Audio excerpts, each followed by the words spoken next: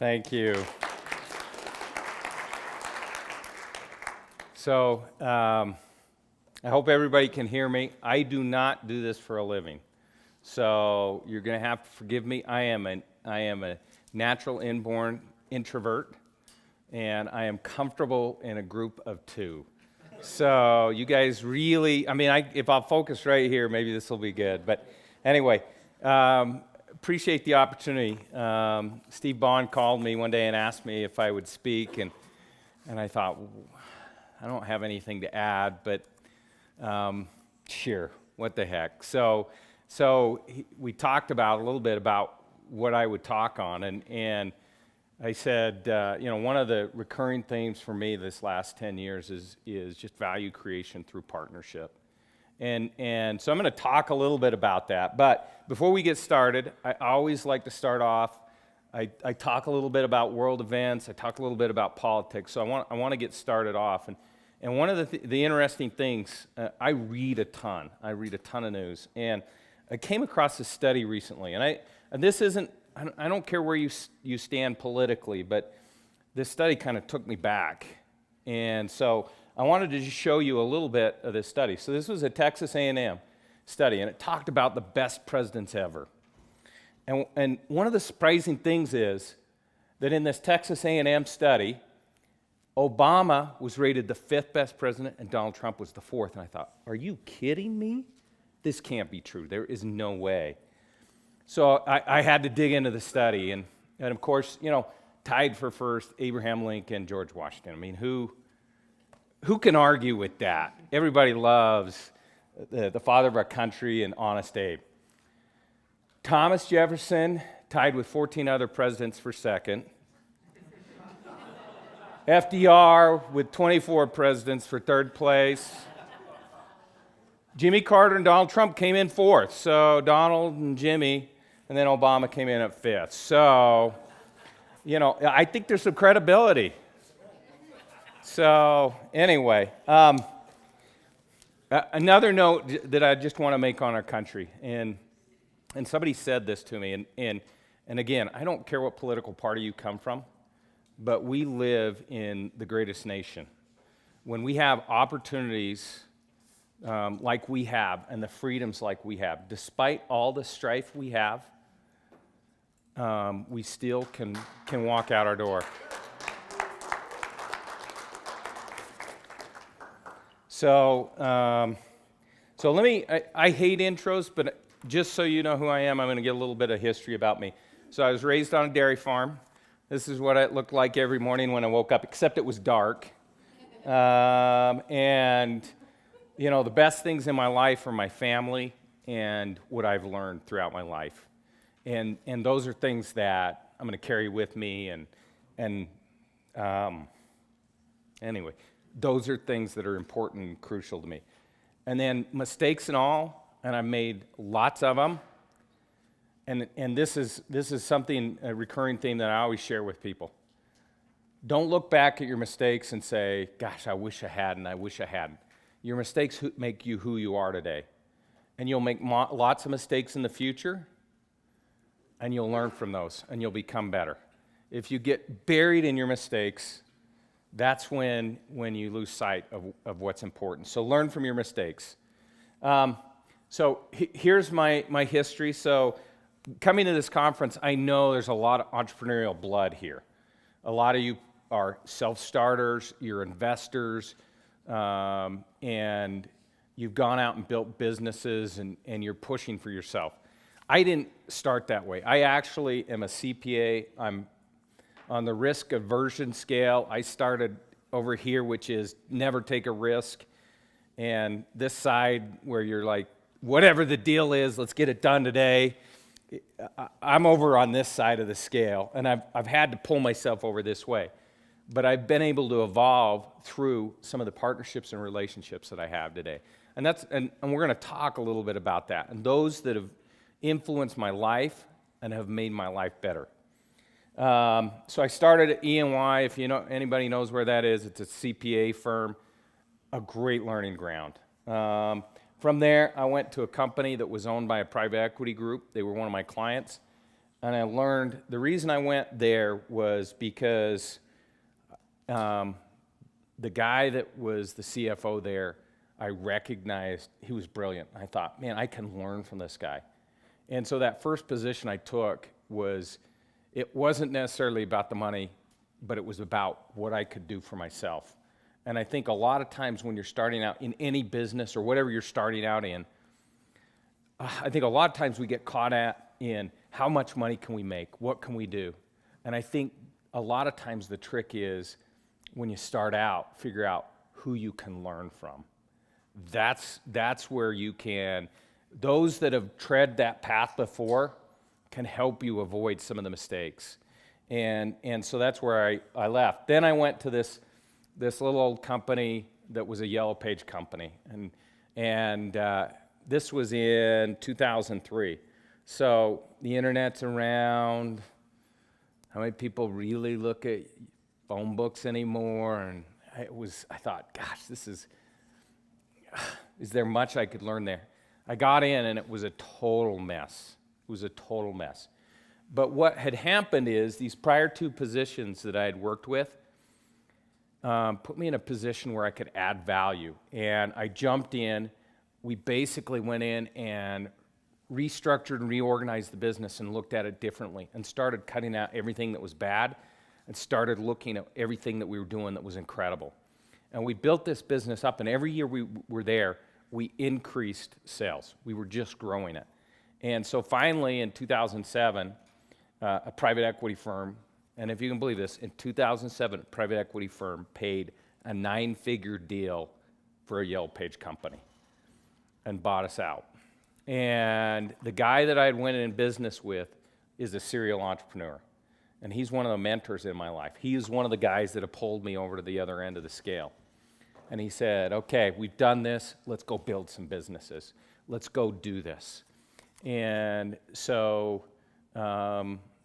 that's what got us started at Blue Diamond. And that's where we are today. So today at Blue Diamond, we manage about $500 million in assets. It's a lot of different areas. And you can see, here's the founders, Mark and Debbie. And their family. I've worked with them the last 14 years, and we've done some incredible things together. And at the very end, I'm going to talk a little bit about them and some of the things I've learned from them. But here, everybody always talks, and you think, okay, everybody's an overnight success. I don't know how many of you are from the Valley, but Qualtrics just got paid $8 billion, and everybody's like, weren't they just started like 2-3 years ago? I mean, where did that come from? But nobody knows the story of what it took to get there.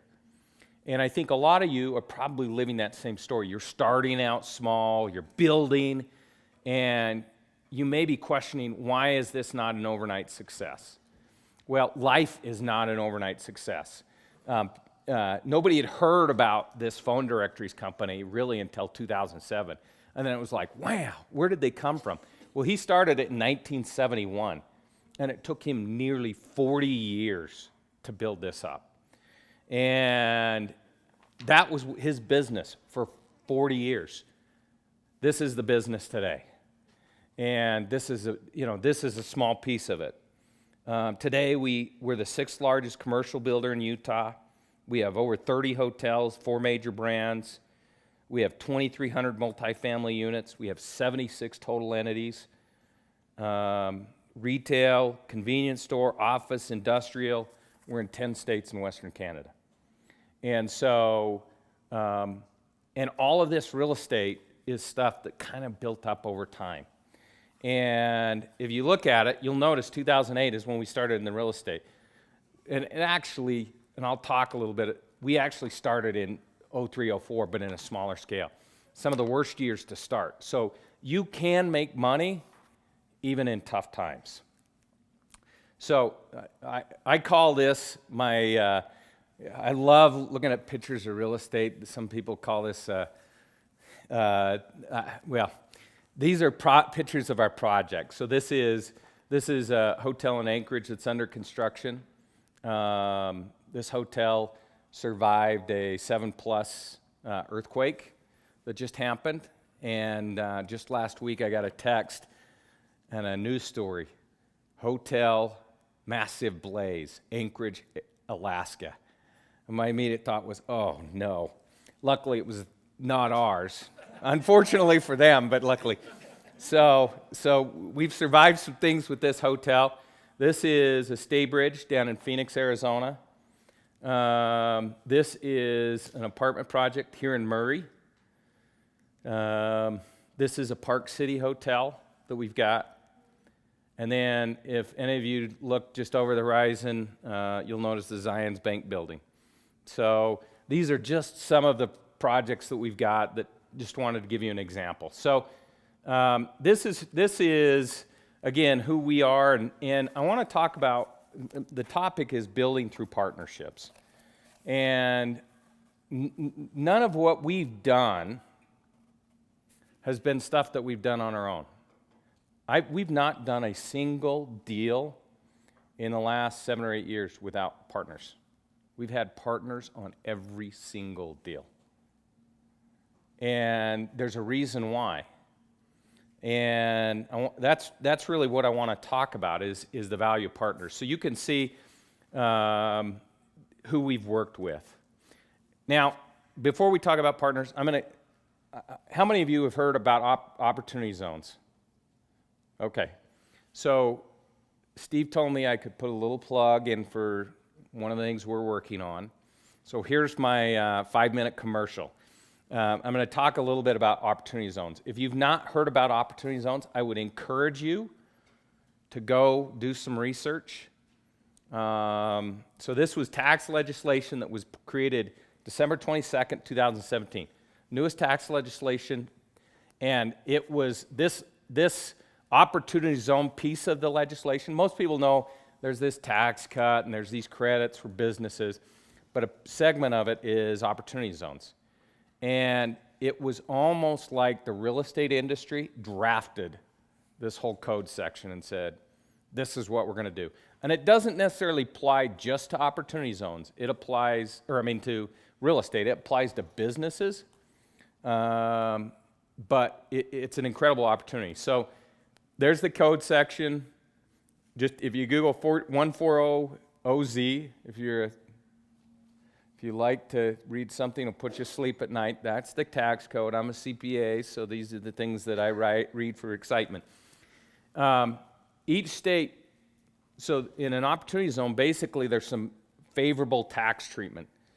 And what you're allowed to do in an opportunity zone is you are allowed to take a gain that you've recognized and you can invest it in something in an opportunity zone. If you invest it in a project in an opportunity zone, you defer having to pay that tax on that gain.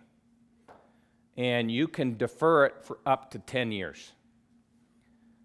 And if you hold it for 5 years, you only have to pay taxes on 90% of the gain.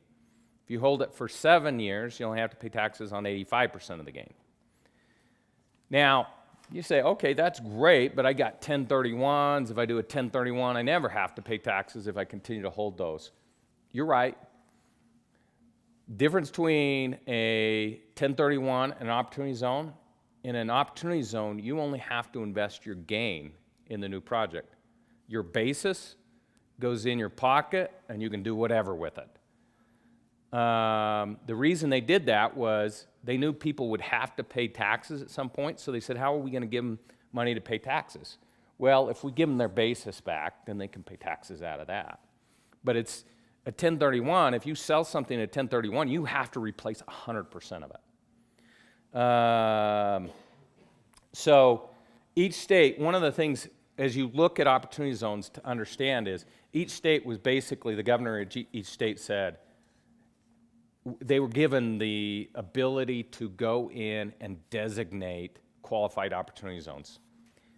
The states that were run better, the governors really put a lot of thought into this. They designated better opportunity zones. The opportunity zones had to meet certain criteria, but some of the governors went in and said, okay, this meets this criteria, but it's close to getting developed, whereas other people just named these poor, low-income areas and just said, okay, that's an opportunity zone. Well, some of these zones, doesn't matter the tax benefit, they're not going to get redeveloped anytime soon. And so on a state-by-state basis, there is different quality of opportunity zones. There are better opportunity zones, and there's less qualified opportunity zones that aren't as good an opportunity. Now, it isn't just real estate. You can go and do a business. So, for an example, a grocery store. If you go put a grocery store, if there's an empty building, you put a grocery store in an opportunity zone, it's a business, it's not real estate. You can qualify, and there's a benefit. But again, the legislation was really slated towards real estate. Some were better than others. And one of the things to note, values in most of these areas that are opportunity zones, people already, this is known, but the values have already increased. So if you own property in an opportunity zone and you didn't know about this, guess what? You just got a bonus potentially. If you look at investing in an opportunity zone, you're going to have to go through and say, does this make sense? Because some of these values have already increased, and you can't, and the economics, even with the tax break, may not make sense. Now, I didn't share with you the biggest benefit of the opportunity zone. The biggest benefit is the deferral's nice, and recognizing part of the gain, not having to recognize part of the gain's nice. But if you hold that replacement investment, so let's say we took $1 million, we put it in an opportunity zone. And to qualify, you've got to double your money up. So you've got to do something that improves that area. So now you have to put another $1 million plus one. So now we're in at $2,001,001. If that product that you now have $2 million in, if you sell it for $5 million after 10 years, no tax. No tax on that new investment. And so here's where some of the opportunity zones are throughout the U.S. And here's a graph. And if you Google this is on CNBC, just kind of shows the value creation after 10 years just by being in an opportunity zone. And this assumes $100. So there's some real opportunity there. Now, if you want more information, okay, this is the sales pitch. We are doing an opportunity zone fund. Rachel or Jameson can give you more information. And if you don't necessarily, if you want to just educate yourself, we've set up a website right here, Opportunity Zones 101. There's a lot of websites out there, but if you go and look at that website, we have a lot of information. That website's educational. It's not a sales pitch. You can put your information at the bottom if you want more information, but that'll allow you to educate yourself on an opportunity zone. If you are a real estate investor, you should know these, okay? And I may take some Q&A if if I get done fast enough, we can talk a little more about this. So I want to talk about partnerships and kind of the core of my presentation. So most of you probably are familiar with this. Partnerships, LLCs, and LLCs from a tax code are treated like partnerships. It's the most popular entity. There's so much freedom. So they're taxed like a partnership. They have limited liability like a corporation. And you have flexibility to move assets. So we love having these because we can move assets around without creating tax. So you can bring additional investors in. You can create a subsidiary, move the asset down, bring other investors in. You get some of the appreciation, but it's a real advantage. And so this is an aspect of what I'm talking about, but this isn't the core of what I want to talk about. But I wanted to cover this just being a CPA. So, and then I love the flexibility to adjust economics. So you can use these a lot of times in estate planning or family planning. So let's say you want to pass some income or some assets or cash flow on to other generations, what do? Create an LLC, create a profits interest in that LLC, and you can give it to family members. And then they get a portion of the profit that gets generated from that. And it allows you, they'll be taxed on it, but it allows you to be able to kind of move assets. And somebody's going to pay the gain on it, right? It's either going to be you, but if you want to pass it on to the next generation, you give them a profits interest and it passes the gain on to them. They pay the tax, but now it's out of your estate. So there's a lot of flexibility. And you can do preferred returns, priority returns, that kind of stuff. So that's the CPA side. Now I want to talk about the value of partnerships. And I'm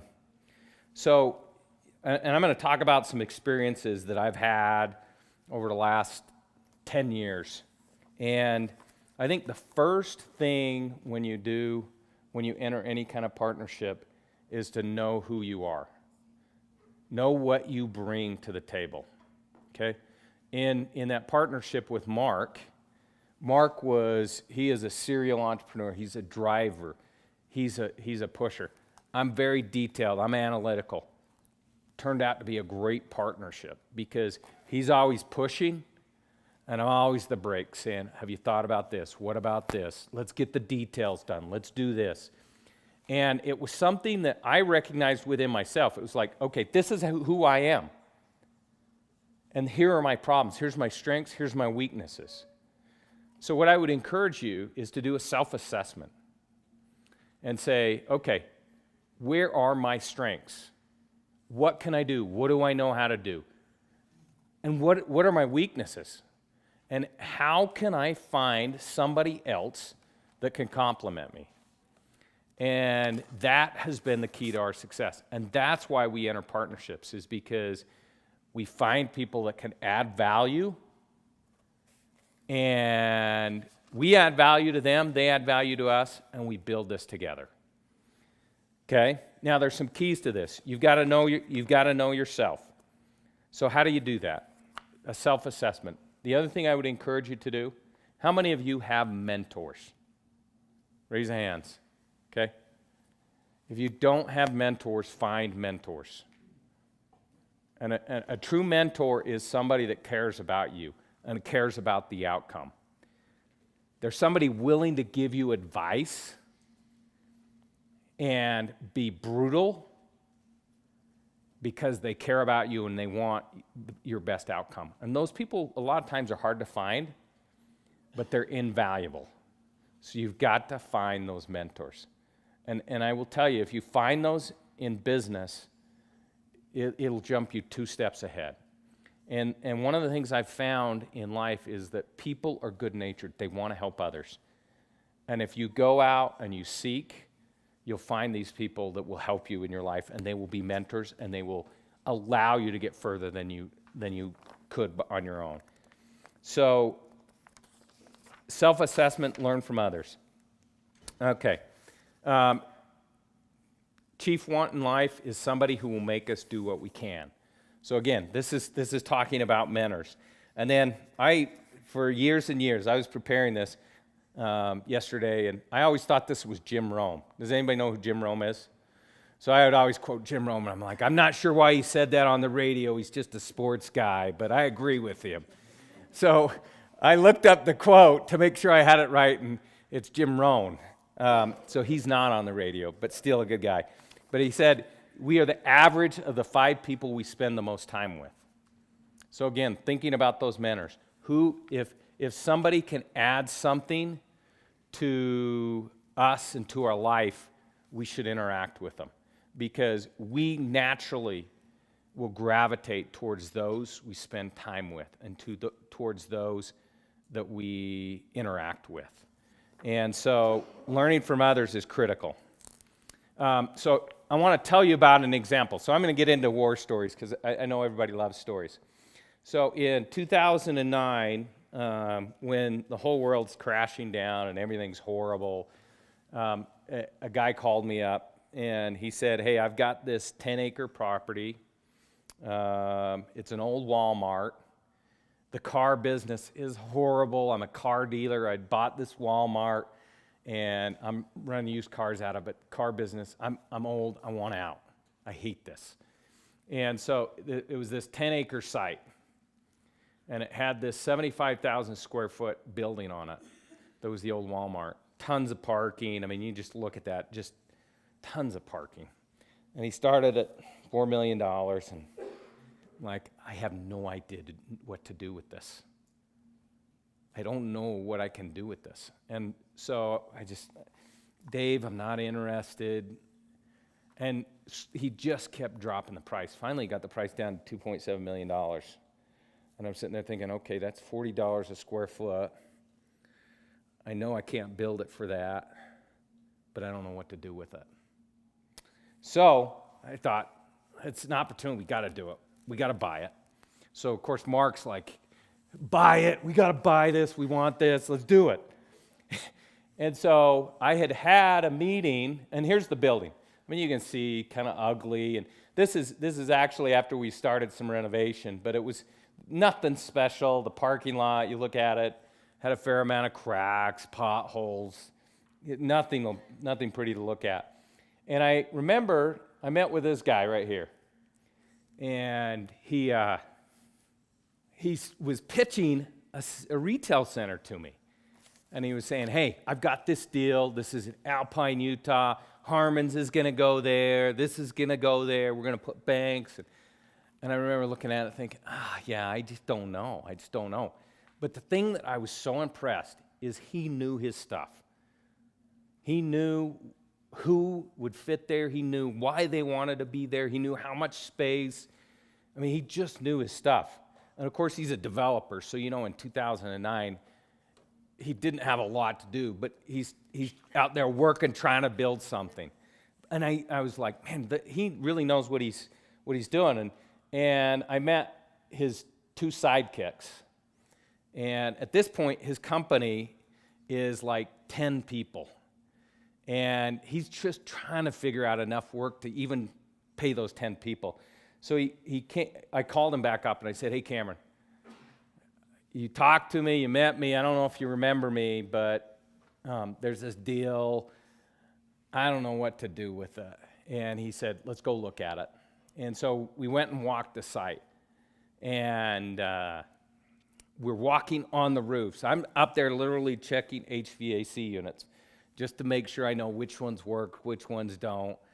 And he walks over to me, he says, okay, here's the deal. This is what we're going to do. We're going to do this, we're going to do this. We're going to sell this space. We're going to build out new space here, and we're going to fill this up. So we paid $2.7 for it. Within 6 months, we had sold this space right here to Cal Ranch for $2.5 million. And we were in everything else $200,000. And we still hold this asset today. We built it from 75,000 square feet to 110,000 square feet. And we've turned over one tenant. And we've received multiples of our money out of it. But the trick to this deal was the fact that I had these guys here who had done it before, who knew what they were doing, and came in and gave us really good advice on how to do it. And so whenever you're doing stuff in real estate, find people that have done it before you. And the same token, those who are following behind, help them, because you never know when they're going to be that person helping you. Okay? So that's war story one. There's a picture. Great asset. Okay, learn from your mistakes. So not everything's going to go right. If you're a real estate investor, long term, you're going to have something go wrong. And we've had plenty go wrong. I have a good friend sitting here on the front. He runs 9 car dealerships. We own a car dealership that I absolutely hate. We're just getting killed. And I'm like, Clint, how do we do this? So on that one, I didn't reach out to him early enough. But you're going to make mistakes. And I'm going to tell you about one of them. So Wheeler Park. So this was one of our first real estate deals. So this is it. We bought this in 2006. This was in Heber City, Utah, and a group came to us and brought this deal. And it was farmland, and it was going to be developed out for 238 lots. And the pitch back then, when we were early on, it was an emotional sell. So the guy that brought the deal into us, and he eventually became a partner on it, came in and was just like, this is going to be incredible. Heber's blowing up. This is one of the fastest growing communities. And, we were going to be rich. So we went into it. We did this first phase. So we bought the entire project for $8 million. Then we put $3 to $4 million in improvements here. Used debt, everything, got it done. Finished it, and within 6 weeks we had sold out phase one. Put 8 in the original purchase, 4 in the improvements, sold out phase one for $10 million. So we had $10 million into it. And I thought, oh yeah, we're going to make a ton of money. So here's phase 2 and 3. So what do you do when you just sold 91 lots in 6 weeks? Well, of course, you build 138 of them. Why not? Let's go double down. So we took out another loan, put $4 million. So we're into this $6 million, and we're thinking, this is going to be incredible. And Richmond America, who bought out some of the first lots, gave us this LOI. And you're sitting there going, yes, we are so smart. We've just scored. We've won. And they gave us this LOI for $24 million. Of course, we're fairly inexperienced in building lots at that point. How many of you, how binding is an LOI? Yeah, it's not very binding. So we go do the improvements. We finished the improvements in May of 2008. Where do you think Richmond America was? Hello, is that Richmond America? Hello? Nobody's returning my phone calls. And all of a sudden we got these lots. And, if I had done a little bit of math, again, here's the number, and this is hindsight, but if I'd done this math, this data was all available. Heber City, 5,000 total units, 10 years before, 3,000. You just do the math, 181 units a year. Well, how many of you guys know any city in anywhere that sells all of the units in their own town? It doesn't happen. You have 4 or 5 or 6 or 7 competitors in any community. If we'd done the simple math, we obviously wouldn't have done phase 2. So we made a huge mistake. And then to compound it, the FDIC takes over the bank that has our loan. And now I'm dealing with the FDIC, and they're like, yeah, we want our money. Okay, I'm not sure where to get your money. We have lots. I don't know what to do here. And so this was a huge mistake we had made. And here's another truth that I've learned. In every mistake there's an opportunity on the other side. In everything that goes wrong, there's something to learn and there's something to be gained. So what happens? Well, I had known this guy right here, Gordy Jones. Gordy was a home builder. They had built townhomes in Cedar Hills.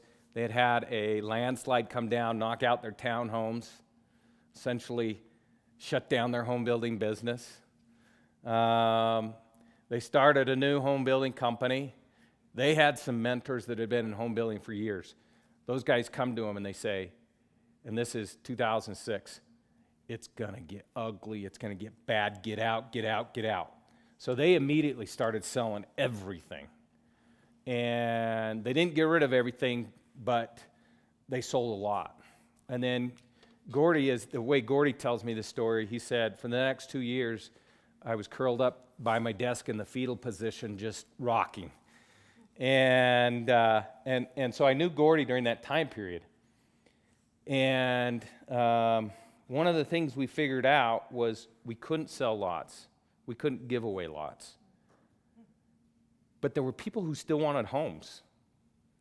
And if you could build a home cheap enough, you could still sell homes. You could still sell homes. And so we formed a partnership, and we started a new entity called Edge Homes.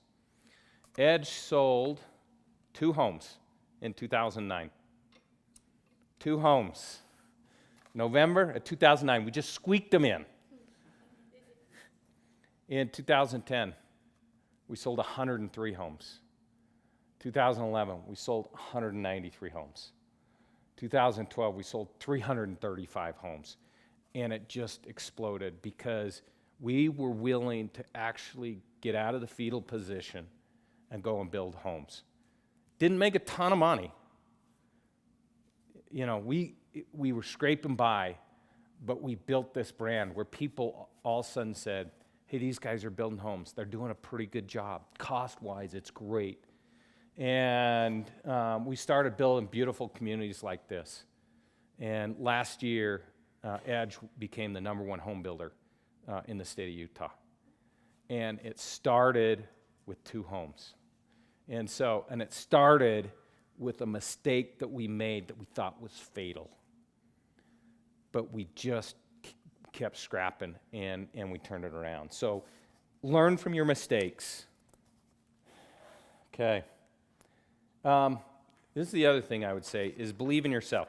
All 3 of these names on this list are people that I have a ton of respect for, people I've done business with, people I respect. All 3 of these people have said this very thing to me. Top one, when we were dealing with the Yellow Page company, one of the private equity firms came to me. And because the books were such a mess when I inherited it, they let go of the CFO. And I'm sitting here as the controller, and I'm thinking, okay, here's an opportunity. I went through, created a budget, sent it over to him, and I said, I'm in the running. This is my job. Let me take this job. And the private equity guy called me back and says, hey, Mike, we love you. We love what you're doing. You're great and everything. You're not a CFO. You're just not a CFO. Believe me, we work with a lot of companies. You're not a CFO. And it was like, oh, here I am. This is my career path. And somebody tells me, that isn't you. Another guy I really respect. So while I was at Liberty Safe, the guy I worked for and I learned a ton from was Gary Botcherby. The company went through the .com recession. And because they're making gun safes, it's really discretionary product. Obviously, sales drop off. And so we have to go through 3 or 4 or 5 rounds of restructuring. Not very fun. It's tough. And Gary sees the writing on the wall, and he goes and finds another position. So again, I throw my hat in the ring. Hey. And they come back to me and they said, the board, they were frustrated with Gary, and they just see you as Gary Jr. So we're not going to give you that opportunity. And then current guy I'm working with, Mark Bingham, if he calls you an entrepreneur, that is the best thing he can call you. That is like him saying, you are the pinnacle. And he reminds me all the time, I'm not an entrepreneur. And everything all of these guys said, there's an element of truth in it. But guess what? That doesn't prevent me from using my talents, my skills, and what I have and what I can do to grow and build and develop. So you're going to have a lot of people who are going to be naysayers about whatever you're doing. Take what they say, take the element of feedback and work on it, but then use this as a motivation to go and show them and build on it. Okay. I believe we've always got to have a partnership with a higher power. I believe that if we put our life in the hand of God, He will take us where we need to go. And He'll put us in a path that will make us better. And so I'd encourage you to partner with whoever is your God and rely on a higher power, because it'll make you a better person, and it'll give you more purpose in what you do. So partner with a higher power. And then allow others to help. Now, we've done all of the things that I've talked about, but it's truly a we. It's not me. It's not Mark. It's the team. And what you have to recognize is that you need others to build this. Whether it be your spouse, whether it be the people you employ, whether it be your legal partners. You can't do this on your own. You've got to build with others. And you need to recognize that, and you need to give them credit, and you need to share in the gain and in the opportunity. So don't ever forget that there is nobody that has been successful without relying on others. And you may not call them partners, you may call them employees, you may call them whatever, but nobody is successful alone. Okay. One of the things I really believe in is building a brand. And I always carry around with me $2 bills. And $2 bills, these are always in my wallet. I have some in my desk, and they signify something different to me. Okay? Everywhere you go, you can get these, right? Every cash register, every wallet. Well, what's unique about a $2 bill? These are unique. Can you get them? Yeah, you can get them. You have to ask for them. They're double the value, and they're extremely rare. So they add value when they're in your pocket. So that's kind of a symbolism for me. We are building value for others, and that is the key to success. When you think about it, when you think about the FIG process, what is the value? You're building homes, you're building housing for people, you're building a value there for somebody else. It's the same with any other business. And when you build value for others, when you stop focusing on what's going in your pocket and start focusing on what you're adding to other people, that's when there's true synergy, and that's when there's true value creation. And to me, the $2 bill kind of symbolizes that, because when you build value for others, when you double what they get, what you give them, double what they give you, you create value for yourself. And this is a piece of advice I would give you on when you choose partners. If your partner doesn't recognize the value in you, maybe you need to think about and reconsider that partner. But if you add value all the time and you're dealing with the right people, they'll recognize that, and it'll build value for you over time. And I look at my life, and I believe I'm evidence of that, because I'm just a farm boy from northern Utah that has had success because I've always looked at how can I help them? How can I help them? How can I help them? And that has come back to me. You're not merely here to make a living. You are here in order to enable the world to live more amply with greater vision, with finer spirit of hope and achievement. You are here to enrich the world, and you impoverish yourself if you forget that errand. What I would encourage you to do is have a higher purpose. One of the things that I totally respect about Mark and Debbie is that they've established a higher purpose. Everything they build, everything they make goes to charity, goes to foundation. Mark, I've known him and I've seen him through all of these deals. His wealth has just ballooned, but he hasn't changed who he is, because his value was, I've got to give back. And he identified 3 areas he gives back: education, healthcare, wildlife conservation. Every dollar we make goes into those causes.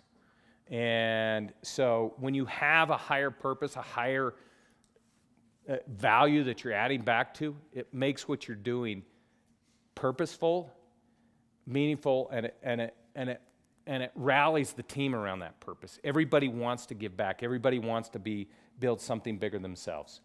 I'm going to end with that quote.